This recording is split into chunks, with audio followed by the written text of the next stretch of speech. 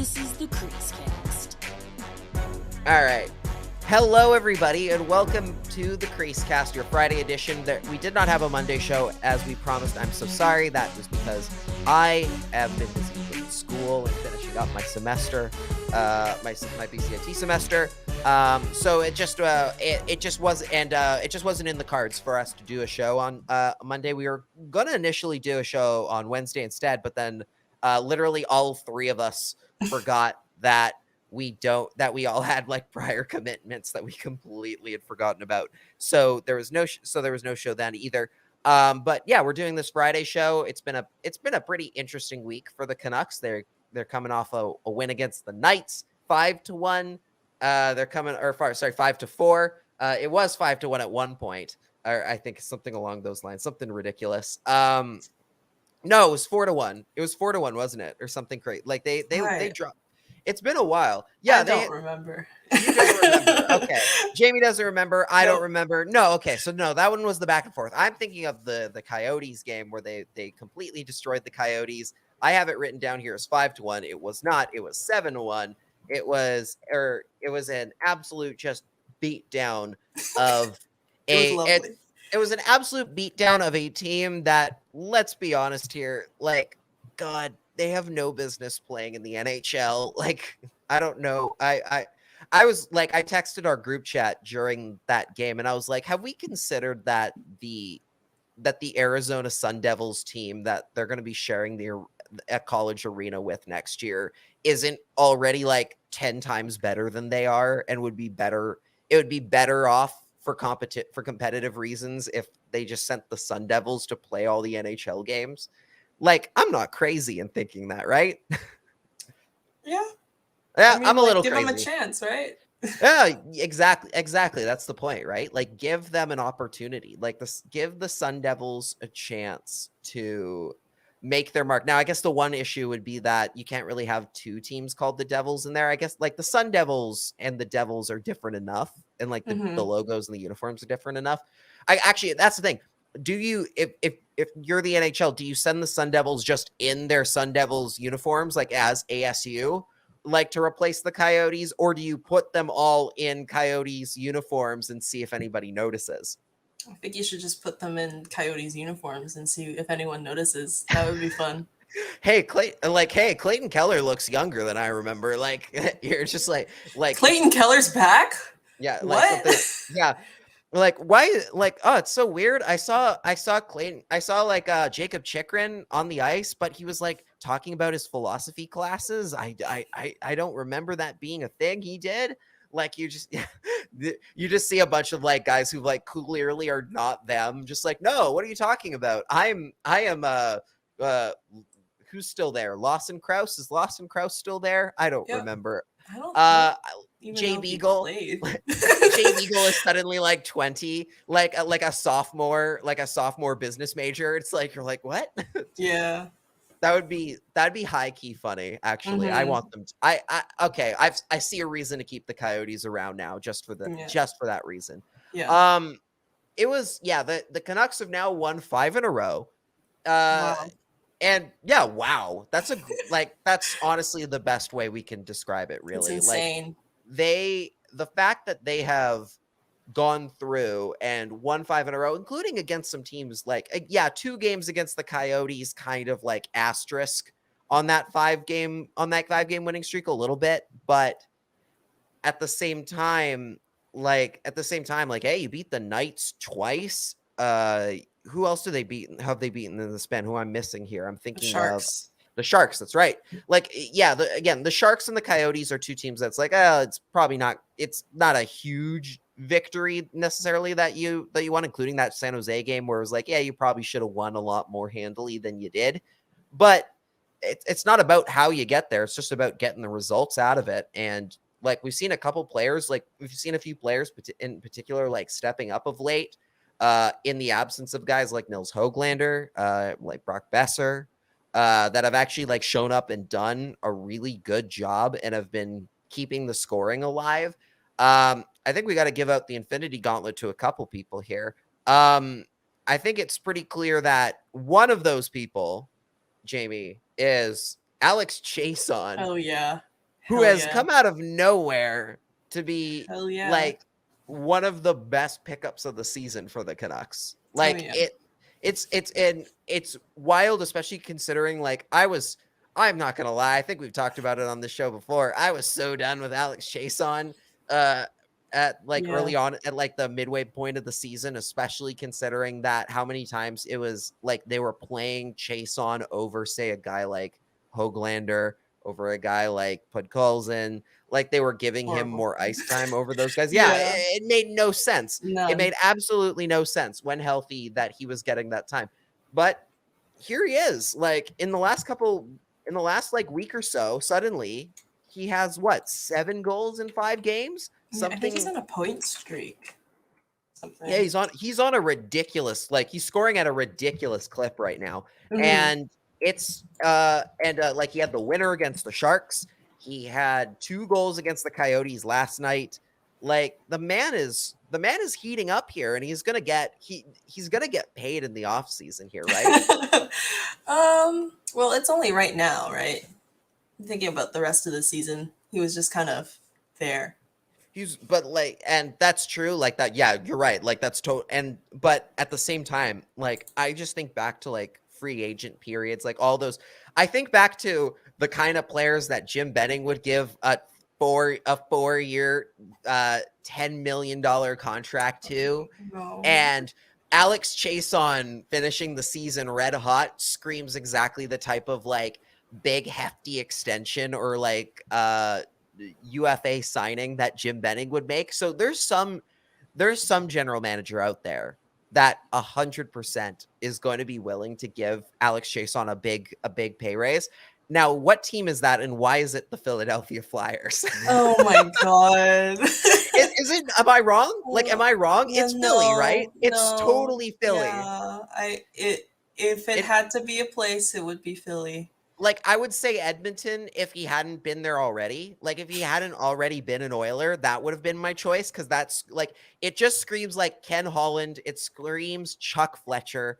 Like, that is exactly the type of signing that Chuck Fletcher would make. Oh yeah. To be like, oh, we're gonna get that scoring back. He's gonna play with Sean Couturier every single night. Like who, like that is it so much screams Philly, because like, and Philly's like one of those teams that's always in on like the big fish free agents for some reason. Like there's a very specific like sect of the NHL, and I wouldn't even technically like, as much as I was making fun of Jim Benning before, I wouldn't even consider the Canucks in this category when he was in charge, because there's a very different, like there's this subcategory of teams that are always shelling out an insane amount for like the big name free agents, or like giving out a lot of money on based solely at the UFA market rather than building from within a lot of the time. And the Flyers are one of those teams. Like they do that without fail every single year, or they trade for some big hefty, like they make some big hefty, like trade for a guy with a huge amount of cap of like term and money, like Ryan Ellis, right? Like they go for something like that. It was Ryan Ellis last year, Cam Atkinson last year. Before that, it was Kevin Hayes. Like they do it every single year. Well, Cam Atkinson has been playing really well for them. Oh yeah, Cam Atkinson, and even like and all those guys have done well for them, I think, more or less. Like Kevin Hayes, I think, has done pretty okay, but for the amount, but for where the Flyers are at in like their terms of like their team building progression, like it didn't make any sense for them to go out and make these big acquisitions. It's like, why? You're clearly not there. Like, why are you doing this? But they're not the only team that does that. Like, I would say, like, Edmonton is another one of those teams, does it all the time. They did it with Zach Hyman last year. But and again, Zach Hyman's done fine. It's just like they do this every year, and it's so funny when it's like, well, you know who's going to sign these guys? Like, even Toronto, for all the jokes that people make, it's like Toronto doesn't usually shell out much money for like big names in the free agent market. Like, it was rare. It was funny when they got John Tavares, because they rarely get that player, even though everyone's like, oh, you know, Steven Stamkos wants to be a Maple Leaf. Like, it's like, well, no, he doesn't, because he just signed in Tampa again. Like, yeah, there's always some rumor that everyone wants to be a Leaf. Yeah, everyone and their mom wants to go to the Leafs, but it never actually happens. Like it's very rare. So it's very much like there's that group of like, okay, it's Philly, it's Edmonton. I think it's got to be like I'm looking at the like if as I look at the list of teams, I would say kind of like Boston a little bit, like to a certain extent. Like they're always in on somebody. They always get somebody. And then I would say like outside of that, it's like the Rangers. Like those are your four. Those are your four. Those are the four that would pay Alex Chiasson $10 million for 3 years. Like they would. They would 100% give that money out for Alex Chiasson. Oh my gosh. So go get that bag. Woo. Yeah, secure the bag. As we say on the show all the time, it's not the players' jobs to say no to the contract that they're offered. Alex Chiasson is gonna. I think. Do you honestly think like Alex Chiasson will get a big offer from somebody if he finishes strong? I mean, like that depends on your definition of big. I think he'll get probably over $1 million. Yeah, let's say anything with term. Like it does like anything over, we'll say 2 million, like we'll say 2 years, 2 million. Anything past that, like, is a big amount to pay for him. Anything with term, I would say. I think it's highly likely. I think it's highly likely that some team shells out some money for him. I don't think the Canucks are going to be that team. No, and and they shouldn't for where they're at. But I love what Chiasson's been doing this last week. He's been it's been good to see him find that scoring success again because of how much he struggled this year and how often that like it's come at the cost of like a younger guy getting his opportunities and getting to play. Like, yeah, you're looking at this last little stretch here. He had 2 goals against the Sharks. He had a goal against Vegas. He had a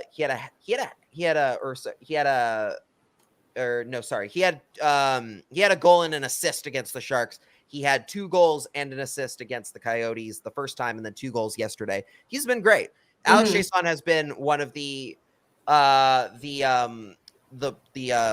nice silver linings in the last little week, and that's been good to see, especially from a team that's hurting so much in their top 6. Like, it's good to see him stepping up and scoring a lot. The other guy to give the Infinity Gauntlet to is somebody who has been working his butt off for the last couple of weeks, and yesterday he truly fully got rewarded, and that's Vasily Podkolzin, our boy.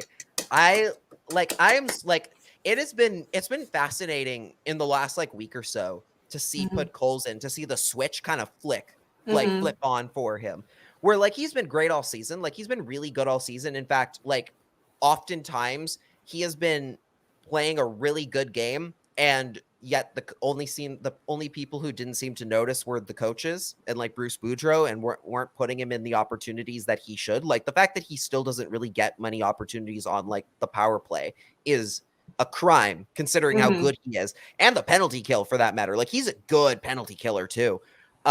Really good in his own end, really like extremely responsible in his own end for a kid his age, and for a guy who's played with such a small sample size of NHL games, already really strong in that zone.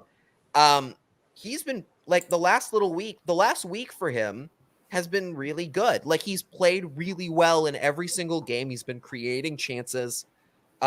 He only got 1 point against Vegas, but honestly, I think that was his best game out of the group, out of the bunch. He was flying. He was absolutely making Braden McNabb lose his goddamn mind in the zone. Fantastic. Like he was literally everywhere. The amount of times that he was creating offense was fantastic. And it was routine. Every single time he got the puck, he was making something happen. And it was kind of like it was so great to see that out of him. And then for him to get rewarded more or less, like he got a goal against the Knights, but for him to get rewarded with 2 goals and an assist against the Coyotes yesterday was phenomenal, because he has been like in the Sharks game too. Like the Sharks game, I honestly thought he might get first star of that game, even though he didn't have a point, because I thought he was so good and was so consistently creating offensive opportunities. He got rewarded with 3 points, and all of a sudden, like he's not going to win the Calder. Like let's get that out of the way. He's not. It's too late for him to really be considered as like a Calder candidate. But he's trying his hardest to change that. And that's kind of cool in that aspect. Yeah, definitely. Yeah. Where would you put, consider, okay, looking back on all of the rookie seasons that we've seen in Vancouver, we've been pretty blessed. Like, for a team that had struggled so mightily to get rookies to come in and have a good season or like make an instant impact, we've been pretty blessed to have like what, 6 in a row, like Yeah. 6 years in a row where some kid, like, be it like Bo Horvat in the first year of Jim Benning. God, that's so sad. 14. 2014. Like, there's a couple blips in there. Who we don't need to talk about. No. But No. overall, you go down the list of, it goes Besser, Pettersson, Hughes, Höglander, and Podkolzin. So five in a row. There have been 5 good rookies in a row that have come in and had like an amazing season. Yeah. Out of the 5, where would you, let's say, so he's at 23 points right now. They've still got, I believe they still have 8 games remaining on the schedule here, if I've got the math correct here. Something along those lines. They have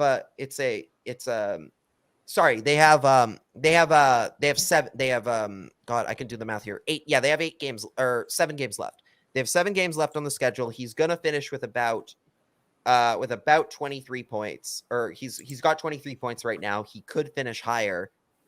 Where would you rank him in the 5 if he based on what you've seen so far? Where would you rank his season out of the 5? Oh my God. Well, it would be a toss-up between him and Nils, probably. For like best or the bottom? Like the bottom, because you gotta think about it. Like, Petey won the Calder, right? And then Petey won the Calder, so obviously that one's number 1. Yes, yeah. Pettersson's rookie year is number 1. Hughes, I would say, is a guaranteed bona fide number 2. Brock is an interesting one. Like, here's the thing. I think you could make, if Pods finishes strong, I think you could make an argument that maybe he could go in that spot. Like, he could land somewhere in there. But that's based off the fact that, like, Brock had like the worst injury luck in the world and got hurt multiple times. But at the same time, like, he was the sole reason that Canucks team was winning games that year. Yeah. He had 55. He had 55 points in his rookie year. Okay. Yeah. You know what? Brock, Never mind. number 3. No, sorry, Pods. Sorry, buddy. Period. Sorry, buddy. I will say it's impressive how much of an impact Pods is making on a team with so much to work with, more or less. But I think it would be. I think it is, like, based on where he's going to land. It's probably still he's going to finish number 5 out of that group. But that's. If you're going off of like the peak and how good he is in the peak, I think you could make an argument that he's in there past Höglander for, like, just in terms of, like, if we're going off like the best little sample size you can have off a rookie year. Like, I think you could make an argument in there that he's been pretty darn good, especially in this late stages here. Like, especially just like, it's tough because we're basing it so much off of points, which is the way that the Calder gets voted on. But in a way, like, you could argue that, like, just coming into the season, like, Pods is coming in as the most complete player out of those 4, like, out of the 5, just in terms of, like, how immediately good he is at both ends of the ice. Like, and that's not a detriment to guys like Pettersson and Hughes, right? Like, both guys who have, like, they just it took them some time to have their defensive game catch up to their offensive, to all their amazing offensive ability. And that's fine. That's common for rookies. So it's been interesting to see Pods come in and be so, like, obviously and clearly ready for bigger roles, not just when it comes to helping with the scoring, but in his own end of the ice, and, like, being able to play things like the PK, like, he's ready for those opportunities, I think. Yeah, definitely. All right. The Coyotes game. Did you feel bad for the Coyotes at all? I felt so bad for Vimilka. Like, I also felt bad for like Vejmelka. Yeah. after Pods' second goal, you could just see him deflate. It was so sad to see. Yeah, this is and God, yeah, like I feel He just goalie's laid pain on there. that one for sure. He Like I just feel laid any there. goal he just laid like yeah, like he was I'm gonna go look it up now because I don't think I was working on a project at the time, so I wasn't paying full attention. Like I knew the Mhm. Canucks were gonna win. Yeah. Oh yeah. Like Yeah. in my like which honestly, like that's a dangerous mindset with Mhm. knowing the Vancouver Canucks and Oh what yeah. they're capable of. It's a Yeah. dangerous mindset for me to go into any game being like, "Oh, they're going to win this game" because that's of course going to be the game where they don't. Yeah. But looking back, but yeah, like I felt bad for Vejmelka because again, like if there's one group on the Coyotes that God save them, they've done their best. They're working as hard as they can. They're doing what they can, but they're being asked to essentially like swim the Titanic to shore before it sinks. Like there's nothing they can do. Like No. there's nothing they can do about it. They're literally being like, "Yeah, we need you to tow the Titanic as it's sinking to port and hope it makes it there." They can't in their one little dinghy. Like Vejmelka's he's done his best and but yeah, like the Coyotes are truly abysmal. Like Yeah. and like Yeah. they're not missing too many guys, are they? Like they're only missing Keller, I think, out of that main group, are they not? Like or Does is somebody Chikrin play? Chikrin might oh, you might be right. Chikrin might also be out, which are, two key guys, but like I don't God, remember if Kraus played yesterday. Like, I did not hear. that's the thing. Like the Coyotes, like anyone could have played for the Coyotes yesterday, and I wouldn't know. Well, Yeah. okay, this tells you a lot. Their first line center is Travis Boyd. Canucks legend Travis Canucks Boyd. legend Travis Boyd. Where is my Waiver other? pickup. Woo! Where's my other favorite from the gas leak year? Oh, I'm You blanking on talking his about name Jimmy right now. Vesey? No, not Jimmy VC. The Jace Howerluck. That's who Oh I'm my talking god, about. I love My Jace. my boy Jace I Howerluck. love Jace Howerluck. He did He's it. so happy I all the like I time. I liked him, honestly. I thought he would have been okay. Like they would have been fine Mm-hmm. I would have been fine keeping him another year. Yeah, He was same. last year's Juho Lamico. Um Don't say that. I Don't say mean that to I me. mean it's clear, right? Like I mean Oh I my don't think god. that's a stretch. Um Well, Lammy's produced more. Lammy has Definitely. produced more, yes, but like I mean, but then Lammy also has fallen off quite a bit since But still good Tyler Mott is gone. defensively, though. Still decent defensively for sure. Yeah. Like he's done okay, but like definitely a case of like God, like Mrs. you're seeing Mott. like that was the big thing for me is like, and we I think we talked about this at the trade deadline. Like I would be fine with Lamico coming back as like re-signing him to as like a fourth line option, Please. Please do. depending but I have to see what kind of production you get out of him after Tyler Mott gets traded. Because if he clearly stops scoring, it's like, well, okay, maybe he if don't offer him more than $1 million to come back because Yeah. clearly Yeah. the scoring touch isn't there. That it looked like it was for a while there where he was Wayne Gretzky. I Yeah, loved like it. I loved yeah, it. But he did have chances. He does have chances. he has chances, but like the amount of chances and the finishing ability is just Mm-hmm. clearly not there since Mott's gone. And it Mm-hmm. kind of tells you a lot about like who was carrying that group and who was carrying that line to sort of production wise. Mm-hmm. Whereas like it's been Well, interesting. like, Yeah. it's also like after Mott got traded, one game after Highmore got hurt as well. So it's just like he just lost both of the people that he played really well He with. had chemistry with. That Yeah. does put a damper on things. Like it Yeah. definitely hurts, especially you have to readjust to new wingers to try and Mm-hmm. like get that back. But at the same, but like I guess I would say like at the same time, like the one thing that the one like caveat in there is like you look at guys like Will Lockwood who have come in and replaced him and Brad Richardson, both of which like I would say I'd say it's pretty clear to me that Will Lockwood is better than Matthew Highmore, like as a wing, as an option on that wing. And like they still haven't really found the option. Brad Richardson, Brad Richardson just there as a stop guy. I love the guy. He's doing his best. He scored the other day, He which was did which was with incredible. Petey. with Pettersson. Oh Incredible. God, another guy we could have been given the gauntlet to for how lethal he's been. Pettersson has been rocking. God, it has been like, yeah, like the Will Lockwood is another guy that's just been like cooking and looking like a guy who honestly should be in the opening night roster next season. Like, definitely deserves a shot at it, at least. 100%. Oh, another.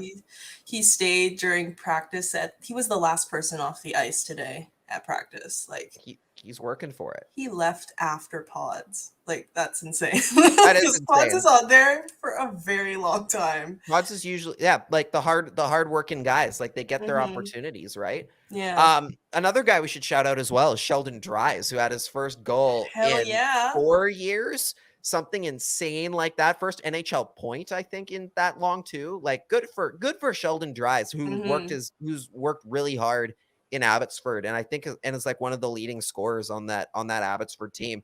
They've been led by 2 Sheldons, which is so funny to me for multiple reasons. One of which being like Sheldon's just not that common a name, so it's so funny that your hockey team, your 2 leading scorers on a team are both named Sheldon. And then the other one being like, were you a SpongeBob person? Did you watch a lot of SpongeBob? Sometimes. All right. So there's the one episode in like the 3rd season where they reveal that Plankton's first name is Sheldon, and like laughing at him for his name being Sheldon. And that's all I can think of anytime I hear their name or like see their name on the roster. I'm just like, ha ha ha, Sheldon. As I start thinking of that clip. Maybe we can make that into a meme. But it's yeah, it's good to see him get the opportunity and to make good on it and like go in there and get that first point in like so long. Like, that's got to be a huge weight off your shoulders. Yeah, definitely. Yeah, the Coyotes didn't take him very long. Yeah, and yeah, it didn't take him long. And the Coyotes, like, yeah, again, it's against the Coyotes, but who cares? Doesn't matter. Point's a point. Exactly. You get it how you get it, and it worked for him. Like it's been good to see that him get those opportunities, but Podkolzin as well. Lockwood, who's been fantastic.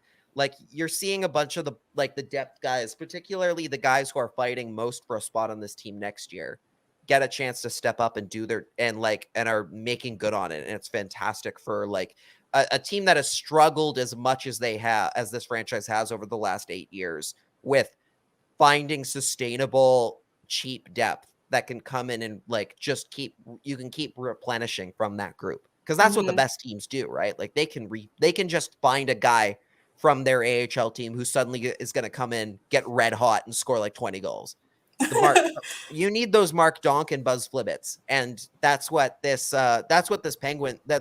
former Penguins owner management team, now that with Jim Rutherford, Patrick Allvin, now the Canucks guys, are better than anybody. I mean, Evan Rodriguez just came out of nowhere and scored he's got like 50 points or something, right? Like, he's close.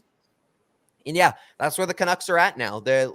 I mean, it's going to be interesting. Like, so I guess we got to kind of talk about the playoff picture here, which seems okay. Last week, I don't think we would have. Did we even entertain much talk? We talked a little bit about the playoffs, but I don't think we entertained much about it because we were like, oh, there's no chance.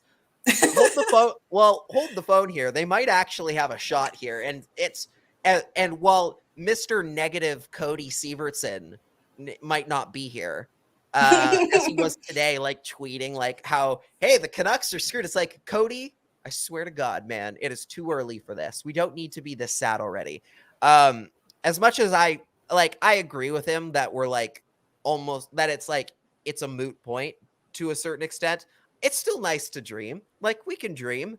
And I'm just looking at the Canucks schedule here. They've got the 7 games. They've got 7 games left, and sitting in front of them, they got Vegas, who has 3 points, who has 3 points up on them, same amount of games played, and then the 2 wild card teams, which are Nashville and Dallas, both who have identical records, 74 games played each have 89 points.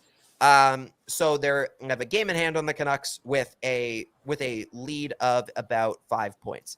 So in theory, again, this is why it's so nearly impossible. The Canucks are in a near impossible situation, right? Where not only do they have to hope that Nashville and Dallas essentially lose out and drop out of the bottom, they also have to kind of hope that Vegas does the same thing. And they have to win basically outright for the rest of the year. But that's not entirely crazy that's not an entirely impossible situation. Like, you and I were looking at the schedules for both teams for specifically for Dallas and Nashville in the next couple weeks here, and what they have in front of them. And both teams have some tough games over the next little stretch here. Mm-hmm. So just to give you guys an idea, essentially with Dallas, so they play San Jose tomorrow. Easy. That's a win. We gotta just kind of chuck that up and assume that the Stars are going to win that game. It would be very funny to watch them suddenly just have the bottom fall out against the Sharks, but I don't see that happening. After that, it's Canucks Stars on Monday, which is going to be game of the year, I think, for the Canucks, right? Like, this is the do or die game for them. Yeah. And then after that, let's say the Canucks beat the Stars. Let's say the Canucks beat the Stars. After that, they do play Edmonton and Calgary in a back-to-back. The top two teams in the Pacific Division. They play back-to-back. And that is like that is going to be a daunting task for Dallas to take care of. Obviously, Edmonton is a bit of a crapshoot. Like, Mike Smith could completely turn into a pumpkin and let in 5 goals in the first 10 minutes, and it be game over from there. But also maybe not. Like, that's the kind of thought process here. Nashville is even more interesting because Nashville, while they obviously don't have any overlapping games with the Canucks at this point, they do play over the next over the next 2 weeks. They do play Calgary twice, Tampa once in Tampa, the Wild, and Colorado. So they play all of the top 3 teams in the Western Conference plus Tampa, which over a span of 5 games, plus St. Louis, who is a playoff team themselves. Like, I'm looking at Nashville as the team that I'm like, oh, they're kind of vulnerable. They also just recently lost to the Sharks in overtime. So it's like they lost to the Sharks recently. They lost 1-0 to the Sharks and then got shut out by the Oilers. Oh my God, they haven't scored in 2 games. They haven't scored in 2 games. Oh my God. That might be your window. That might be your opportunity. Again, that also means you have to hope Vegas gets fended off by a team like, say, Dallas or something, right? Like Dallas fends them off. You got to hope the Capitals come up big. The Oilers come up big. Calgary doing its absolute best to screw over the Canucks by losing 6-1 yesterday. Oh my gosh. Embarrassing. Like classic Calgary. Can't show up when you need them to. Literally. Just the worst. Edmonton probably going to do the same thing because just knowing the Oilers. But yeah, you look at like that. There is a shred of a window in there where it's slim. It's real slim. Oh yeah. But if there is a real small possibility that the Canucks if they finish off strong enough here over the next week, if they finish strong enough and the bottom falls out on the 2 central teams here, they could make it in. It's not entirely crazy. It's not. Especially looking at the Canucks list of opponents. Like, the Kings have not been very good lately. They've got a game against the Kraken at one point. They've got the Senators. Like, there's a real like window in here where there's a window in here where they end up like with 7 wins in a row, which honestly would be sick. They have to beat Dallas though. That's what this all hinges on though. Like, all of this hinges on if you beat Dallas, because if you don't, it's kind of game over there, right? Yeah. All right. So with that in mind, with the 2 weeks in mind that the Canucks have, Jamie, are they going to make the playoffs? Wow. Thanks for that question. Yeah. Let's think about it. Let's talk about this. Can they do it? Can they do it? This is the Let's say time they for those can. hot takes. You're gonna say they can. Sure, why not? Who are they? Who do you think? So I guess in that theory, like do you think that they pass both central teams? Would you say, or do you think it's kind of a they leapfrog Vegas and then one of the central teams drops out? That one, the second one. Oh, so you think Vegas is gonna fall out entirely? Interesting. I Okay, hope so. I hope me so. too. It's so funny when they lose. Like What would be more? Would it be like that's the other thing? Would it be It's more so satisfying to watch? Like, would it be more satisfying to see the Canucks slip into the playoffs as the 8th seed, or see Vegas just miss in 9th? Because honestly, I would love that. it might be It Vegas might in be 9th. Vegas, Like that would yeah. honestly, like if the sacrifice for the Canucks not making the playoffs was that the Knights also didn't. I'm kind of like, well, let's hear them out. Like, let's hear that out. Like, yeah. Like I don't know how we the would do chaos. against Colorado. You know, the chaos that would see. Here's the thing: that my biggest concern, knowing Vegas, is of course they'd make it in as the 8th seed, completely go on a heater, torch everybody, and win the cup. And I'm like, no, I can't have that. No, we can't have that. No, we can't have that. We need them to lose. Yes. So that knowing the Knights and how ridiculously ruthless they are in the offseason, they will just trade everybody for like one guy. Yeah. Like they'll be like, screw it. Let's give Nazem Kadri $10 million in the offseason and then trade Mark Stone, Max Pacioretty, Jonathan Marchessault. Let's trade everybody. Yeah. For him. And like I don't know, like who would they? Evgeny Malkin. They'll sign Evgeny Malkin, like 35-year-old Evgeny Malkin. Oh like, my goodness, to a 1 year, $10 million. Yeah, the chaos, the absolute chaos that the Knights go through every year. Like I love it for starters. I love it. You know why I love it? You know why I love it most? It's because they're almost like, I don't know if you've ever seen like an NBA free agency period, but theirs are always chaos where like it doesn't matter if you're like one of the best players in the NBA, like you're still on the trade block at all times and could very easily get like signed. You could either leave your team that you've been on for years to go sign this massive max deal with like on a super team with like, I don't know, Oklahoma City or something like that, or like a player that just got signed to a big 8-year contract can get moved to a new team like after year 1. Mm-hmm. Like, and in the NHL we never get that, right? Once you're there, like you're that contract's not moving anywhere. So, and the Knights are the closest thing I think we have to a team that routinely goes, we're going to make this an NBA style offseason and just fire sale everything and make like the most ridiculous trade possible. Yeah.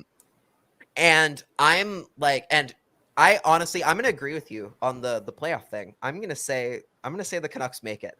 I think the Canucks are going to make it in, and they're going to make it in. Not only am I going to say that they're going to make it in, because again, what do we have to lose by saying that they don't, right? That's kind of the funny part is we don't have anything to lose by saying that they don't. Cause like, yeah, they probably won't. So let's go nuts and say they do. I'm going to take it a step further, and I'm going to say that they're going to make it in as the 7th seed.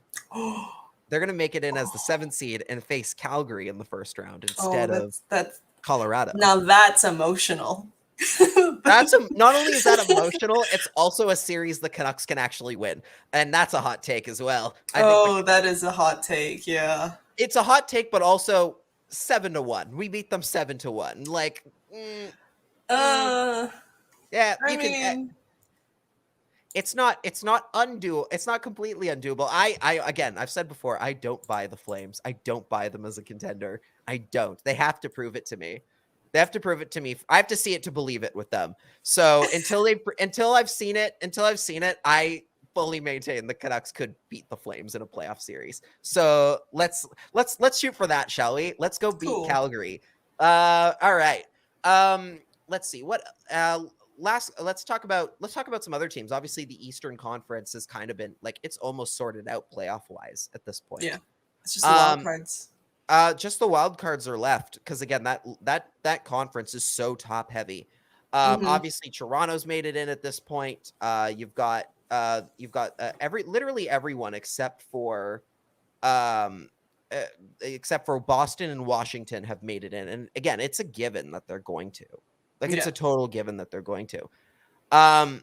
And like, looking at that conference, like you looked at a couple teams in there, like there's a, like, it's going to be an interesting, is there a heavy favorite at all in the East for you right now? Like, in terms of who's going to like go a good distance? Because honestly, I could see any of these teams going away. Like, Florida obviously is the big one, but like outside of them, like I can see anybody out of this group, like in the finals. Yeah. 100%. Yeah. Do you have a dark horse in there? Oh, well, I mean, they're all so good, and like, you can't really. You can't really pick one. Man. I mean, I guess like, I will say, like, I don't know how far I see Washington going.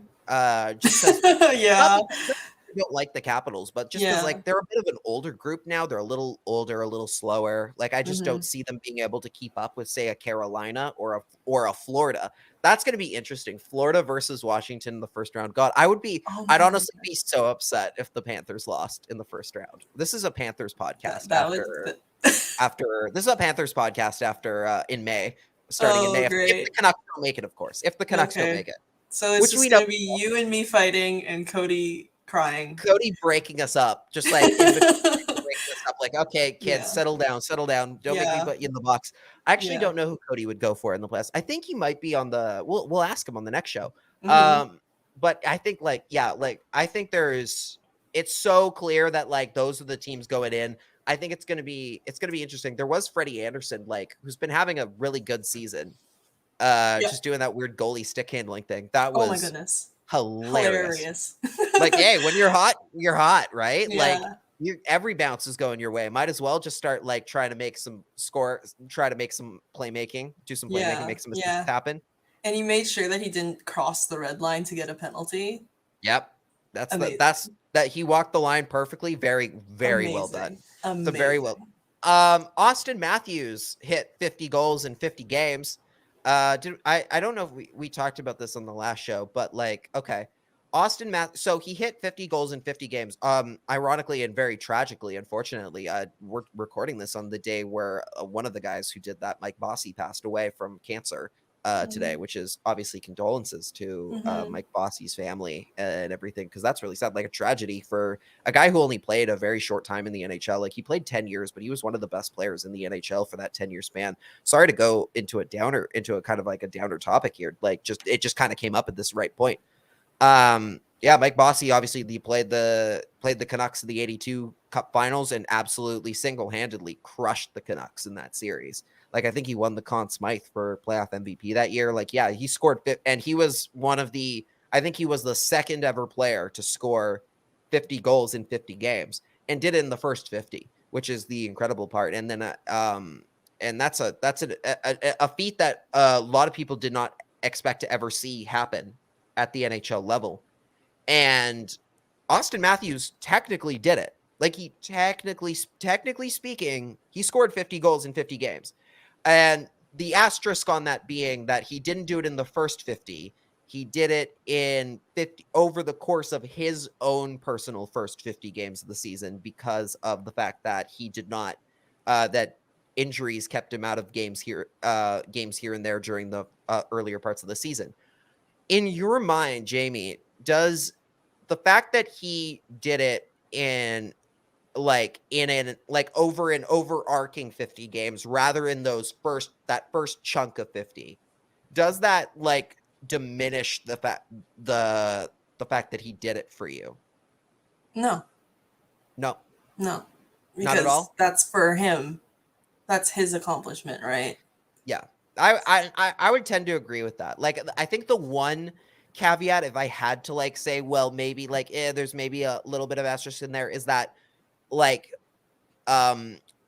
when you're starting out during the first 50 games, like, teams are a little bit fresher, they're a little bit less injury, like the injuries and the wear and tear of a season haven't stacked up as quickly. But like, even then, like, obviously for Matthews, he did it himself while being injured, like while fighting his own injuries. And that in himself has made it more impressive that he's gotten this far. And it's impressive I think it is pretty cool that he's gotten to 50. Again, it's a record that I don't think most people ever saw being broken. So it's pretty cool that he's done it here. Yeah. All right. Now we're gonna give you the floor here, Jamie, because great. there was a recent. We talked about it on a previous episode about how Ryan Getzlaf was going to be retiring at the end of the season, and then he and Corey Perry played each other in their last game ever the other day. The Lightning and the Ducks, two opponents that have a long-standing rivalry. No, just kidding. No. I don't know. I guess the battle of Disney. The Disney battle. I guess because like the two closest teams to a Disney park. I guess. Yeah. Sure. Two Mickey Mouse organizations. Oh my goodness! Imagine calling the Lightning like winners of back-to-back Stanley Cups. A Mickey Mouse organization. No, it doesn't work. It doesn't work. I mean, the Ducks technically counted because they were owned by Disney at one point, at least. This one was not. But for you apparently you grew up a bit of a Ducks fan, or at least a Getzlaf and Perry fan. So what did it mean to you? I got so emotional about it. Like I was taking my final exam during the game, so I didn't get to watch it or see anything. So then like everything that happened throughout the course of that game just flooded at me when I looked at my phone after I was done my final. So I just like hit with a wave of emotion after my final that didn't have anything to do with my final. I grew up watching them because my family used to go to LA for vacations, especially during spring break and Christmas, because we do have family down there as well. And Ducks tickets were cheap, so we just cheaper than Kings tickets. Oh yeah, they were slightly cheaper. I did go to a couple Kings games, but I did not know what was going on when I went to those. So I remember watching a Canucks game at Staples Center once, which was weird, but I wore my Kessler jersey to it. Okay. You wore Kessler jersey? Yeah. Yeah. I used to watch Perry and Getzlaf and Bobby Ryan. Those three just like absolutely tear it up in the Honda Center. So we're like, this was what era? So were you watching them when they won the cup? Like, was that, do you remember the Ducks Cup run at all? Or is this kind of like after? It was after. Yeah, I was 6, I think, when they won the cup. You were 6. Yeah. How old was I when they won the cup? I was just turning 10. I had just turned 10 when they won the cup. Yeah. And I was so mad that they won. As we talked about the last time, I was like not happy. I hated the Ducks were public enemy number 1 for me until 2009, until the Hawks came along. Like I hated those guys. But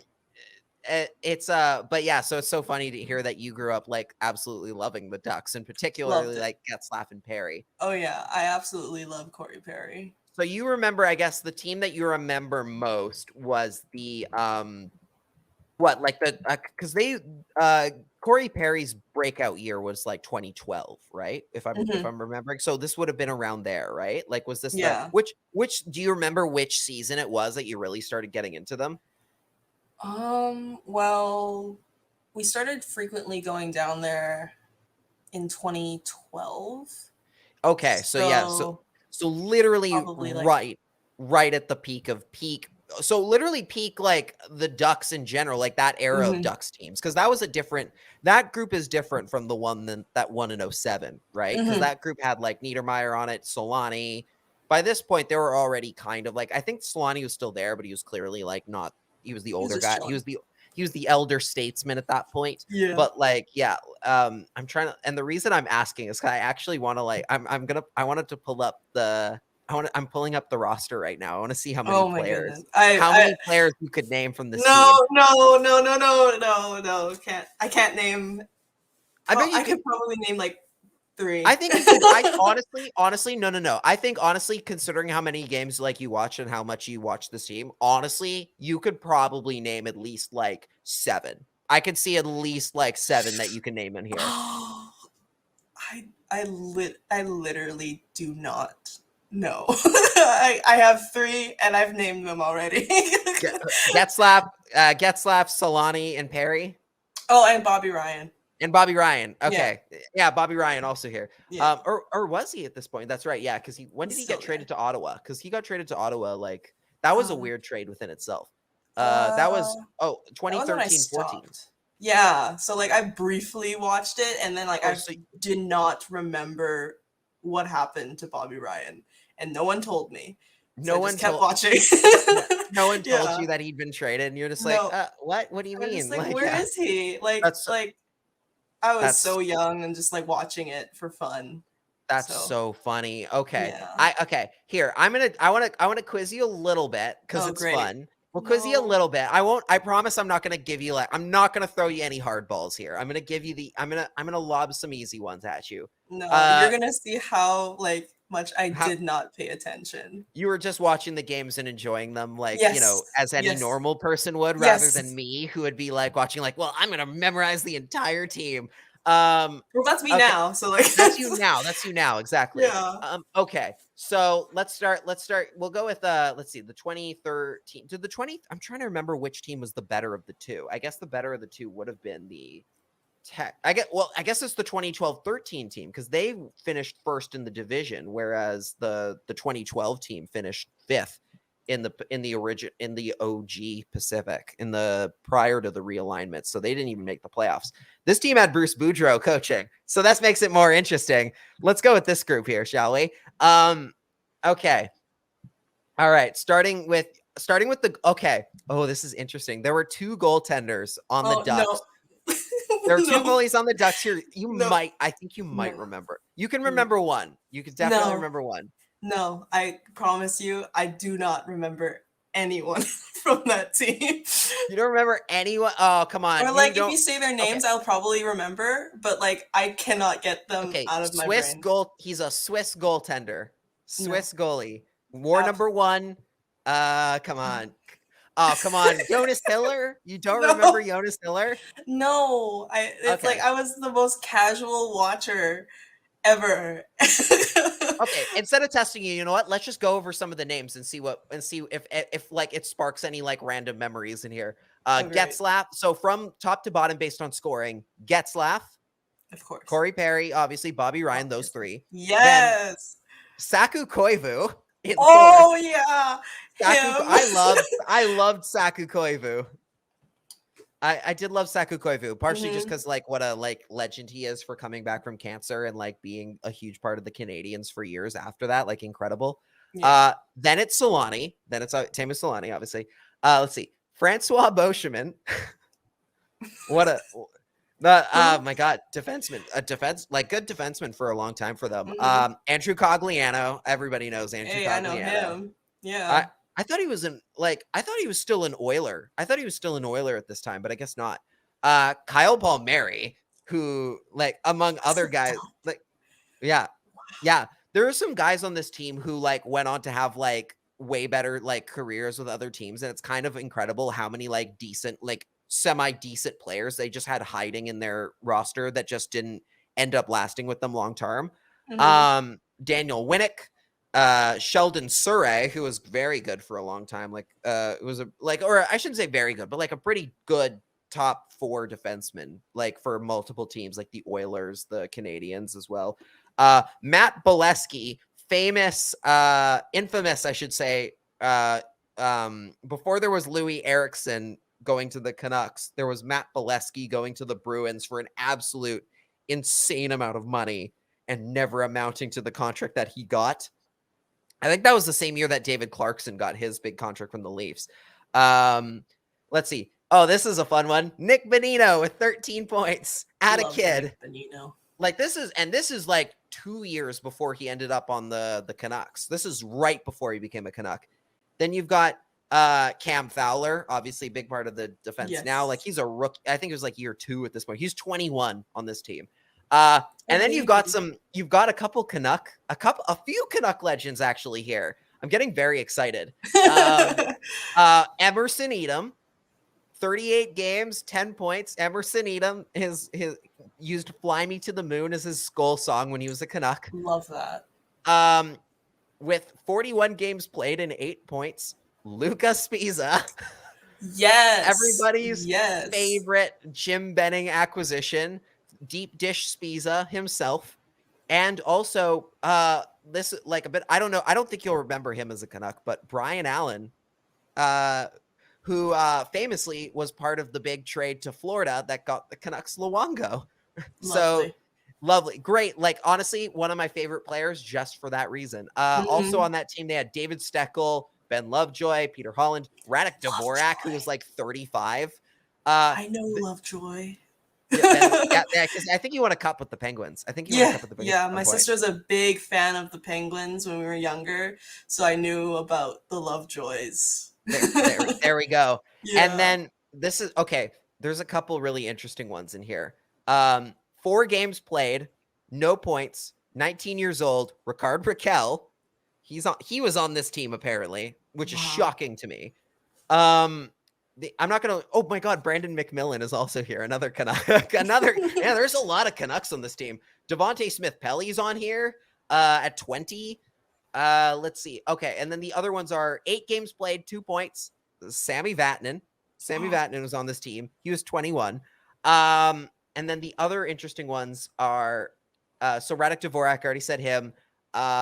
Victor Fosk, who had that one incredible year with the Ducks where he was just lights out good in net before he got traded. And then the Oilers gave him, we talked about the free agencies guys earlier, got signed to a massive deal by the Oilers and completely stunk as soon as he got there.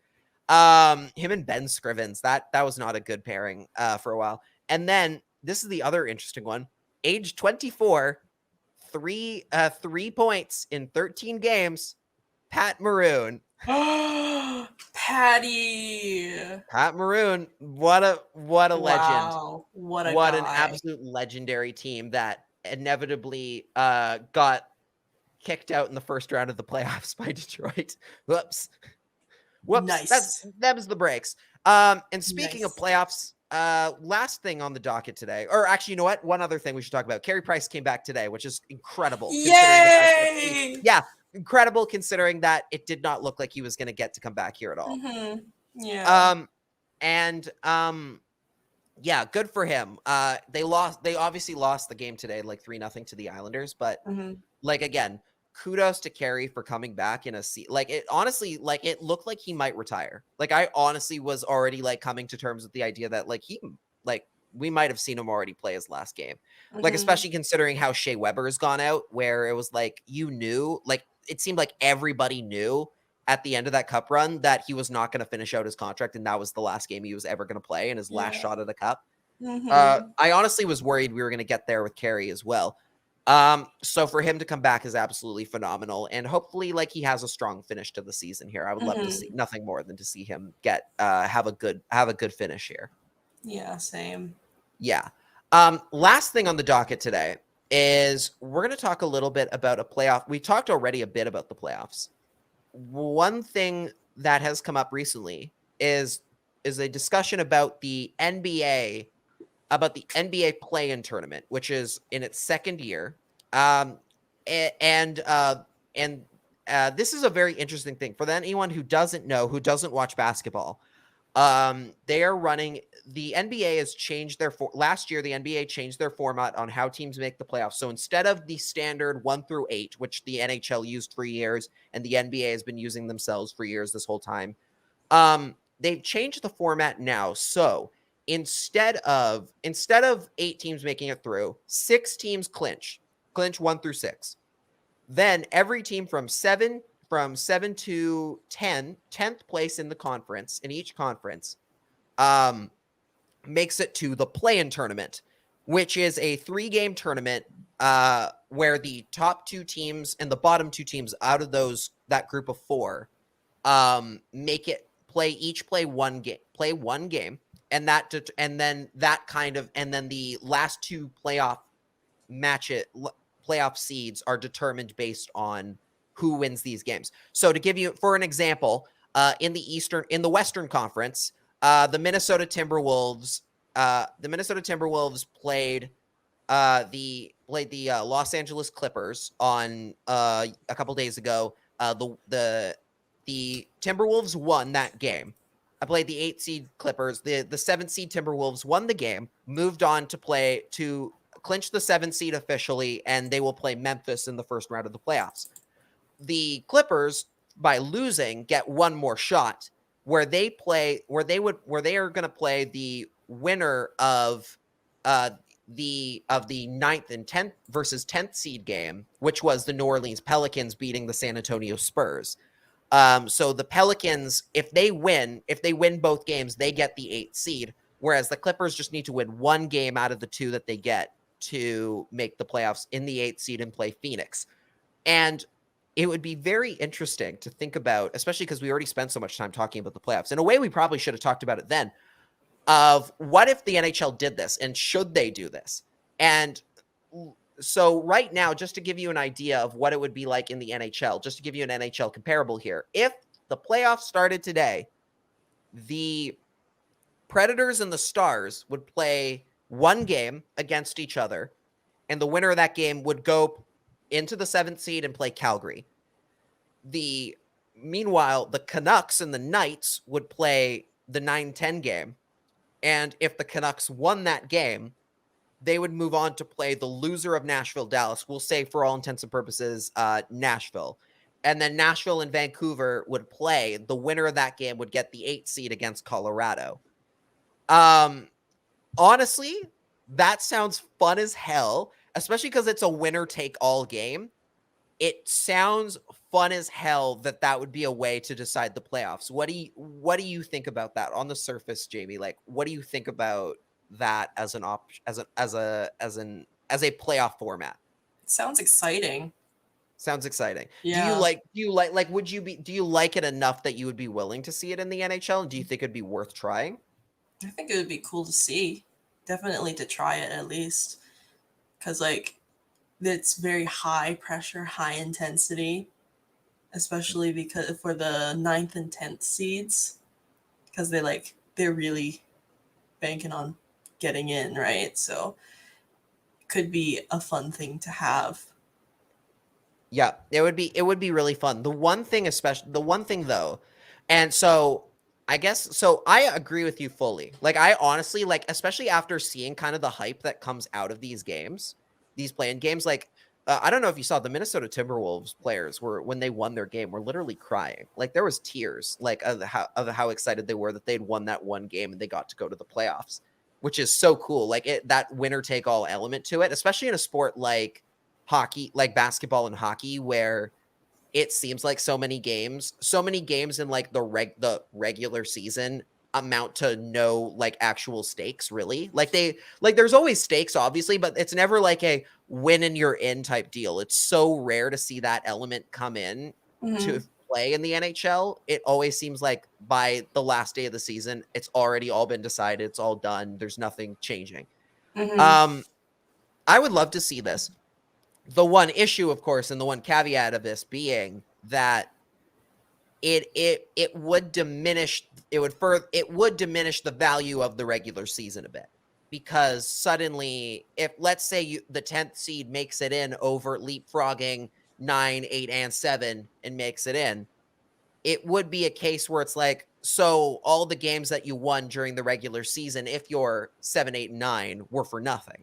Like, you won all those games, you got that far, you got that high up the standings, all for like one team to win 2 games and take it away from you. Like, that's the one thing that I think would irk people and would make it hard, especially in hockey, where people are so set in like and never want to try anything new. Yeah. It's like, they would be like, no, you need to earn your spot. And it's kind of like, well, they're already kind of doing that with the wild card a little bit. Yeah. It would be kind of sick. I would be down to see that. Or even like, you know what? Like if the NHL doesn't feel comfortable with the idea of 3 play-in games, you know what would be cool at the very least for them to try? Make the wild card teams play each other for seeding. And for who gets the better, Yeah. the 7th or 8th. Make those Hmm. 2 play each other for a game. That would rock, in my opinion. Yeah. That would be cool. That would be cool. Now, obviously, we're biased as well, like in terms of why we would want the play-in tournament right now, because of course it would help the Canucks get in. Yeah. It'd help the Canucks get their 2 shot. If it came down to it, could they do it? Do you think the Canucks could win 2 games against Vegas and one of Dallas or Nashville? Could they do it? Yeah, I think so. Realistically, I think so too. Yeah. I think if they could beat Vegas, I think it's very clearly like Vegas is the harder out of the 2 for Hmm. for what the Canucks are. I think they could beat either of Nashville or Dallas if they got there, Hmm. but it would still require them to beat Vegas, which would be the hardest team out of the 3 for them to beat. Hmm. Yeah. So I think if they got through that one, yes, they could, and they would get the Colorado game. They would get to play Colorado. And that would be Dear.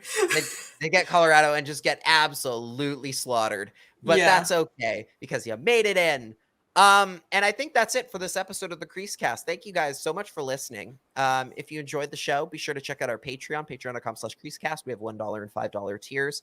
Cody is not here. He'll be back on Monday. But if he were here, he'd tell you to go check him out on Twitter at Cody Sievertson and check out AHL Next Harvest, where he's been writing Canucks game recaps. I believe he's on comments or Canucks duty, Abbotsford Canucks duty right now, especially with the playoffs coming up. Go check that out. I have been Lachlan Irvin. You can follow me on Twitter at Lock at the Crease, and you can check out my writing work at CanucksArmy.com. I write there pretty frequently, especially with the playoff push coming up. You'll see me a bit more. Jamie, where can the fine folks find you? You can find me on Twitter at _Jamie Kalo. And yeah. That's it for the show, guys. We'll be back on Monday. For real this time. We'll be back on Monday. It's a long weekend. It's a long weekend, so we might even do it in person. We have no excuse to not do a show. So true. Let's do it.